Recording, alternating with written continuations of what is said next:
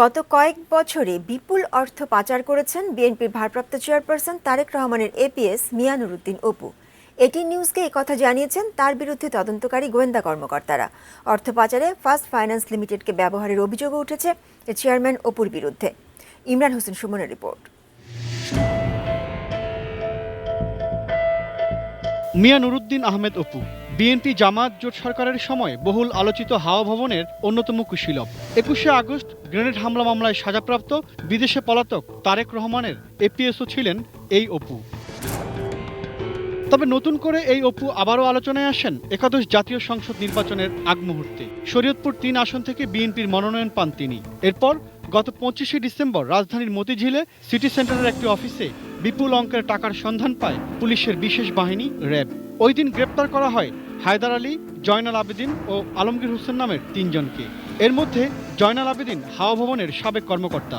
হুন্ডির মাধ্যমে এসছে, ব্যাংকের মাধ্যমে এসছে, স্থানীয় পর্যায়ে সংগ্রহ করা হয়েছে। So but bulk of the money এটা এসছে ফ্রম দুবাই।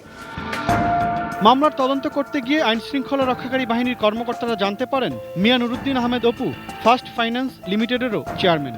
সেই প্রতিষ্ঠানের পরিচালক জয়নাল আবেদিনও।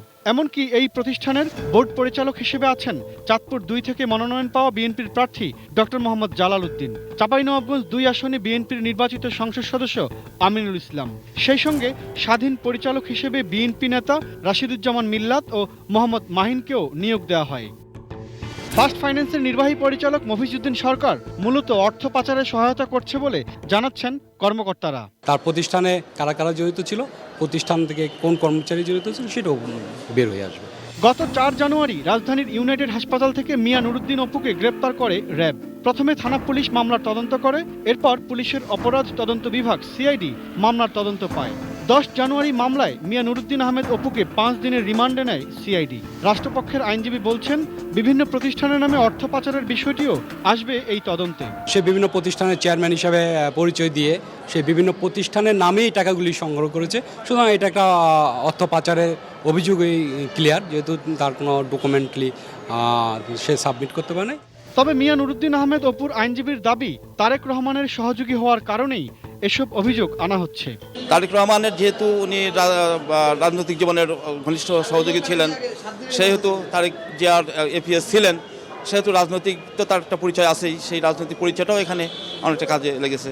মিয়া নুরুদ্দিন অপু চক্রের অর্থ পাচার ১০০০ কোটি টাকার বেশি বলেছেন র্যাবের মহাপরিচালক। মেবি যে হাজার হাজার কোটি টাকা বিতরণ করা হয় নাই, এটাও বলা যাবে না। Imran Hossain Suman, ATN news, Dhaka.